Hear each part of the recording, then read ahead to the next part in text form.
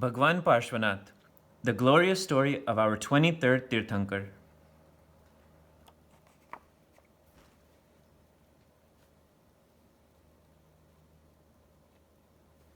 Bhagwan Parshwanath. First, we'll see Bhagwan's previous lives. Chintamani Parshwanath's soul, before his 9 births, was born in the kingdom of Potanpur, in the house of the king's priest. His name was Marubhuti. His elder brother was Kamat. Kamat was very egoist, wicked, and hot-tempered, whereas Marubhuti was simple, frank, and of good character. So, Marubhuti was crowned the chief priest in the kingdom after his father's death. The king Arvind respected Marubhuti a lot. This made Kamat jealous. Once, Kamat came to see Marubhuti, who had gone out. Kamat saw Marubhuti's wife Vasundhara and said to himself, "Oh, beautiful, I'll make her mine." Kamat began meeting her when Marubhuti was absent. He gifted her clothes and ornaments each time. "All this is for you. You'll look pretty when you wear them."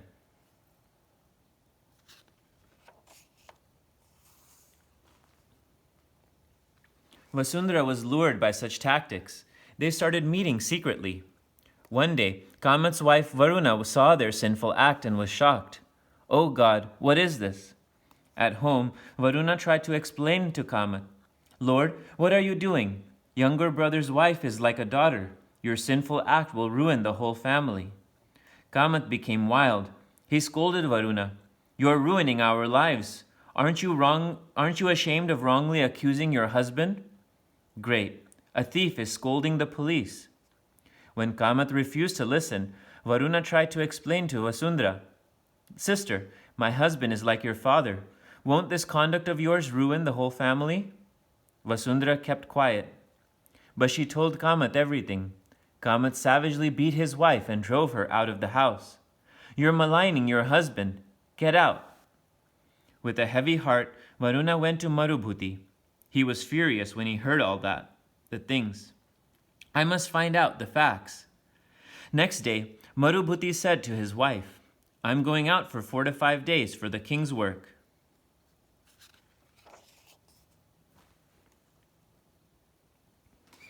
Kamat got a chance to come and stay at Marubhuti's home on his departure. At night, Marubhuti secretly returned home and was very sorry to see the unholy act. "Oh, my father-like brother and goddess-like wife are doing such deceitful act? All these relationships are a cheat." Marubhuti was very upset. He went to the king Arvind to complain about Kamat. "Your Highness, give me justice. If such sins go on in this world, our whole society will turn into hell." The king too was very angry on hearing about the event. He said, "Soldiers, get that wicked Kamat right now." Kamat was arrested immediately and was brought to the king's court. The king angrily said, "You must be ashamed of doing such an immoral act. In my kingdom, a thief or a wicked person gets capital punishment, but for you, a Brahmin, it's not applicable." The king ordered the soldiers, "Paint this crooked man's face in black, put him on a donkey, and take him round the whole city. Then throw him out of the city." The soldiers followed the order. He was adorned with a garland of shoes and torn clothes. They announced in every street, "This crooked Kamat lured his brother's wife." People manhandled him. "Oh, what a sinner! He did spoil his father's reputation." The soldiers drove him outside the city border. "Oh, what a disgrace! Why wasn't I killed?" Agitated Kamat thought of committing suicide by jumping from the hilltop, but he changed mind and settled on the hill to become a sage. He started meditating. After some time, Marubhuti's mind cooled down. He repented his misbehavior with his brother. "It is wrong to involve the king in our family matters. My father-like brother must have faced great trouble." To apologize, soft-hearted Marubhuti went to the jungle to look for his brother. Seeing Kamat meditating on a hilltop, Marubhuti went up and fell on his feet to apologize. "Dear brother, please pardon me." Kamat was wild with revenge on seeing him. "It is he who is responsible for my insult." He lifted a big stone and hit Marubhuti on the head. Take this." Bleeding profusely, Marubhuti fell down. He told Kamath, "Oh, brother, what did you do? I'd come only to apologize." He breathed his last in a pool of blood. The soldiers informed the king about the killing. "My lord, Marubhuti had gone to his brother Kamath to apologize, but angry Kamath crushed him to death." King Arvind started thinking, what kind of a world is this? A wife betrays her husband? Out of revenge, a brother kills his brother?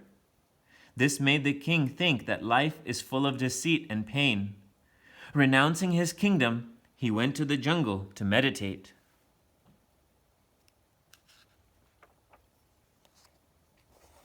After death, Marubhuti's soul took birth again in the foot of Vindhyachal as an elephant. With all his might, he became the king of elephants, called Gajapati. Once, sage Arvind was meditating near a lake at the foot of Vindhyachal. Gajapati with other elephants came there to play. Seeing the sage meditating, he got wild.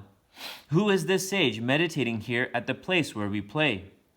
The furious king of elephants was about to attack the sage when the sage lifted his hand. The power of his penance stunned Gajapati. The sage was a man of knowledge. He addressed Gajapati. "Hey Gajapati, do you recognize me? Recognize yourself. In the last birth, you were Marubhuti, my chief priest. Try to remember." Hearing the sage, Gajapati remembered his last birth. He cooled down and touched the sage's feet. He sat down quietly. The sage explained to him, "You got angry with your brother and your wife, and you died in a state of rage. Due to this, you were born an animal. Now give up anger and adopt forgiveness. It will bless you. Anger always brings downfall. Forgiveness will uplift you. I'll never get angry. My soul will rest in peace only through forgiveness." Gajapati became cool, calm, and forgiving, like a sage. He used to sit meditating, looking at the sun for days. His body lost strength. Once he entered the lake to drink water. His legs got stuck into mud.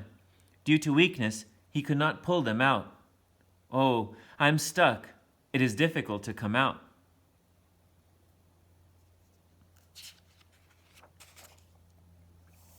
There, due to his evil thoughts, Kamath's soul was reborn as a flying snake of Kukut type in the same jungle. The snake came flying to Gajapati stuck in the mud. On seeing him, he remembered his previous birth and decided to take revenge again. "Oh, this is Marubhuti who'd insulted me. Today I'll take revenge for his deeds." The snake bit Gajapati on his stomach, pouring poison. This gave Gajapati unbearably painful burning sensations. But he remembered the sage's advice, and so he told the snake, "Brother, give up anger. Forgiving only will take you to heaven." Bearing the pain coolly, Gajapati breathed his last. After this, Marubhuti's soul became a king named Kiranveg on the Vaitadhya hills. He loved peace and was detached from life. He gave his kingdom to his son to become a sage. He went to the jungle and started meditating.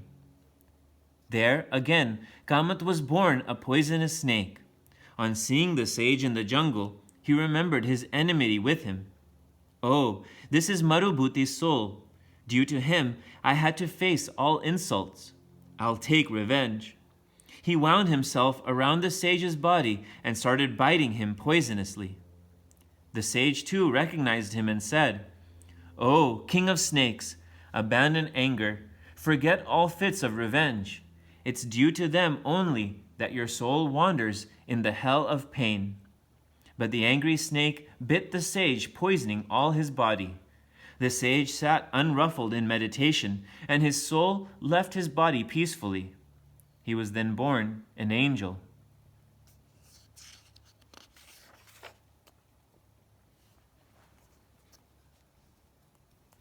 Lord Parshwanath's soul, in his sixth birth, became a king named Vranjanab.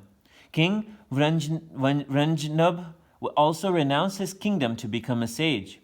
Kamat's soul became a barbarian named Kurang. One day, Kurang met the sage passing in a dense forest.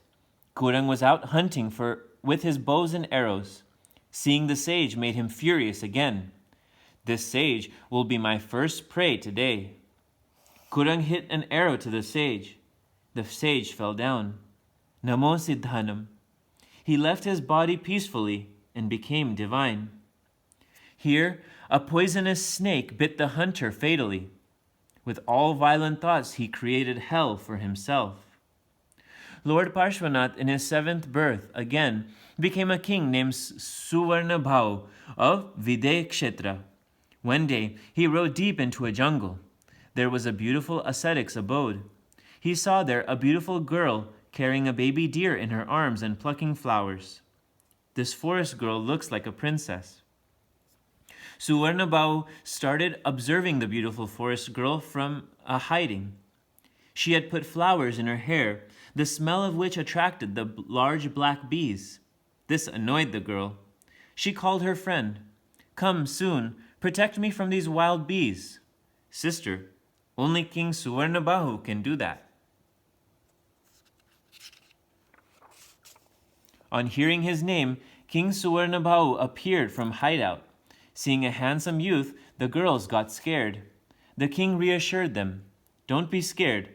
No one can harm you till the King Suvarnabhau rules the state." Hearing a male voice, Sage Galo came out from his hut. On seeing a handsome young man, he asked, "Who are you, great man?"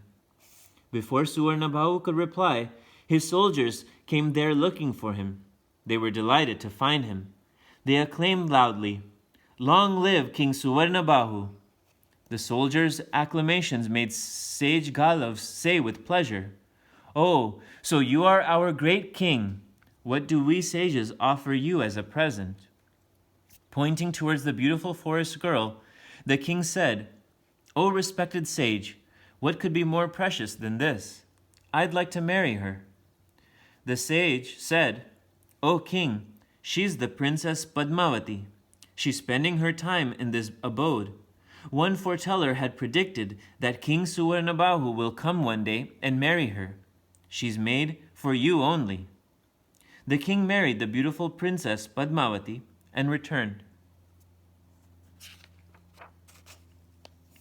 One evening, the king saw moths fluttering and getting scorched by a lamp flame. This made him think, "Worldly pleasures are like this light. To obtain them, innocent people like these moths lose lives. Is my life too as futile as the moths?" This thinking made Suvarnabhau disinterested in royal pleasures. He handed over his kingdom to his son and went into solitude for meditation. One day, while meditating in the jungle of Kishgiri, he was attacked by a hungry lion who was Kamat's soul. Siddhe Saranam Dhammam Sharanam, the sage gave up his life in profound peace. This way, the soul of Lord Parshwanath, doing lots of good deeds in all the 9 births, was reborn the 10th time in the womb of Vamadevi, the queen of King Ashvasen of Varanasi. The queen dreamt 14 auspicious dreams and woke up. She woke King Ashvasen to tell him about the dreams. "Lord, look at that snake. Surprising how you can spot it in this dark." Next day, the king called the astrologers and discussed the queen's dream. "My lord, surely a holy and spiritual soul has entered the queen's womb."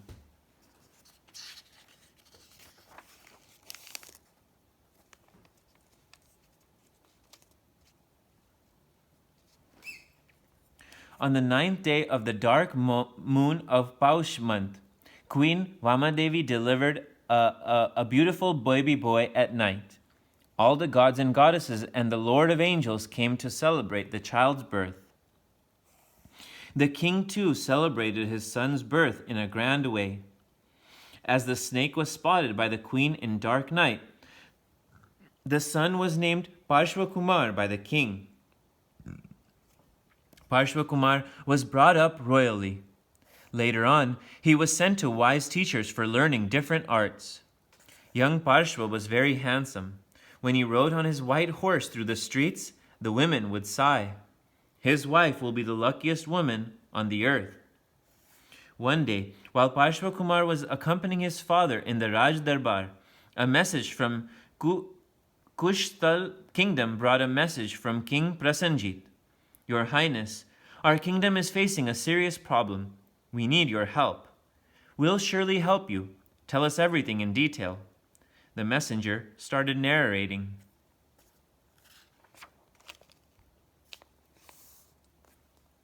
King Prasenjit has a very beautiful daughter named Prabhavati. One day, while relaxing in a garden with friends, she heard some women talking. Prince Parshvakumar is very handsome and brave. He is one in millions. His wife will be the luckiest woman. Hearing this, the princess resolved by herself, if at all I marry, I'll marry Prince Parshvakumar only. When the king learnt about her resolution, he decided to send that message through me. But then a messenger from Kalinga came with the message of King Yavan Raj. My lord, our king wants to marry your daughter Prabhavati. It's impossible. Prabhavati has resolved to marry none but the prince of Varanasi. We can't think of anyone else now. This enraged King Yavanraj has surrounded our kingdom with his army. We need your help now. Hearing this, Parshvakumar said to King Ashwasen, Father, allow me to go and amicably settle this dispute with Yavanraj. Son, go and be victorious. Parshvakumar set out to meet Yavanraj. When Lord Indra came to know about this, he sent his chariot with all powers. Parshvakumar sat in his chariot. Reaching Kushthal, Parshvakumar and his army settled into a garden. He sent a message to King Yavanraj. Yavanraj, withdraw from Kushthal peacefully.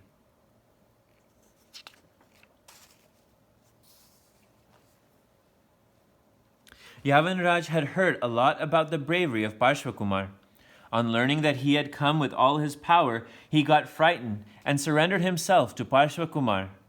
Hey Parshvakumar, pardon me. I want your friendship, not war. Kindly accept this small gift from me. Yavanraj gifted him many precious stones and beat a retreat. When King Prasenjit learned about Yavanraj surrendering to Parshvakumar, he came to the garden with his family to compliment him. Parshvakumar, we are obliged to you and King Ashwasen. Kindly accept my daughter Prabhavati and oblige me once more. Parshvakumar couldn't refuse. He got permission from his father and married Princess Prabhavati in the kingdom of King Prasenjit and returned to Varanasi with his wife. On the other side, Kamat's soul, due to his bad deeds, took 5 births, all as wild animals and in hell. He was now born in a poor Brahmin's family in Varanasi. He was very ugly and used to cry continually. After some time, he lost his parents and his house was gutted in a fire.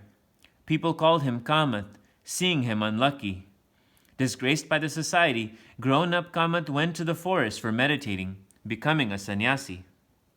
One day, Parshvakumar was watching the kingdom from the balcony with Queen Prabhavati. Seeing thousands of people passing on the road, he ordered his soldiers, "Find out where all are going. What is this rush for?" The soldier returned and said, "Sir, all are going to see Pancha Agni Yagna on the outskirts, performed by a sannyasi, Kamat. We too will go and see who is doing that yagna." Reaching there, he saw the sannyasi, a pyre lit around him. Parshvakumar remembered all his previous births on seeing him. Oh, he's the same Kamat who's been in my contact in all previous births. Parshvakumar looked at the pyre with divine light in his eyes. Oh no, there are a snake couple getting charred along with the wood. Parshvakumar felt very sorry. He turned to Kamat and said, "O sage, what type of a yagna is this? Burning living creatures in the pyre and killing them?" "Prince, you are still a child. What do you know about yagna and religion? Who says there's a living creature burning in the pyre?" Hearing this, Kumar ordered his servants to take a burning log from the pyre and split it. On splitting the log, came out a snake couple, half burnt and in great pains. Parshva Kumar thought that these dying snakes should be blessed. So he went near them and began chanting Naukar mantra. King of snakes, listen to the Naukar mantra. Your pain will be bearable.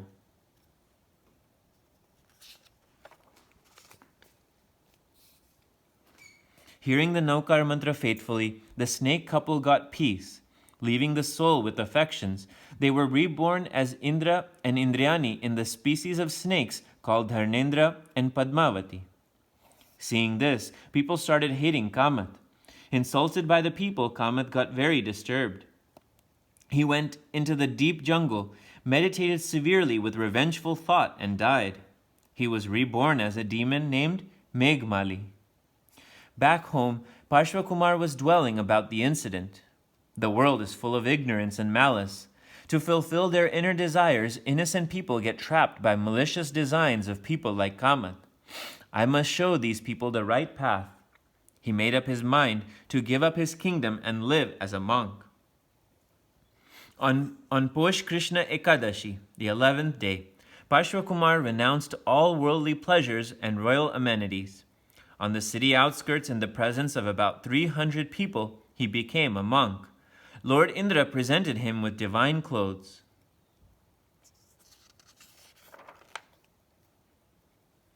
The spiritual monk Parshva reached a dense forest. He stood under a huge tree and got absorbed in meditation. The demon Meghmali lived on the same tree. Seeing the monk, he was vengeful. Because of him, people called me a cheat. I'll take revenge. Meghmali, through his malicious power, created dangerous animals like lions, elephants, poisonous snakes to bite him severely, but the Lord remained unperturbed in meditation. Seeing all his tactics going in vain, he tried to drown Parshva in water by causing heavy rainfall. The stormy rainfall made all animals run helter-skelter for shelter. But Parshwanath stood still in his meditation. Soon it was all flooded. Meghmali continued the stormy rainfall. Ha, ha, ha! This made the throne of Dharnendra shake up. Dharnendra sensed the mischief of Meghmali. I am obliged to Lord Parshva. Crooked Meghmali is harassing him. I must help him soon. Dharnendra and Lord Parshva's angelic devotee Padmavati came immediately to serve Lord Parshwanath. They made a lotus-shaped base in the water for him to stand on, and protected his head with his hood. Lord Parshwanath stood still. Indra Dharnendra scolded Meghmali. The demon felt scared. He fell at the feet of Lord Parshva for protection. He begged pardon with folded hands. Lord, I am ignorant, aroused revenge. I've ill-treated you in the previous births. Kindly forgive my follies. I surrender myself. Brother, douse the fire of revenge with apology and peace. Lord's advice cooled down Kamath's old hatred. Later, Lord Parshwanath settled in an abode near Varanasi for meditation to renounce his body. His divinity inspired cooperation among wild animals. 82 days after his becoming a monk, on the 4th day of Chaitra Krishna, Lord Parshwanath achieved the divine enlightenment while meditating in his abode under a dhaleti tree. All the gods and goddesses got together, where a holy and divine Parshwanath gave his first sermon on compassion and nonviolence. Great creatures, in this world full of sin, disloyalty, disease, and death, only this divine and spiritual religion can help us, protect us, and give us real happiness. Thus, Lord Parshwanath spread the message of religion for 70 years.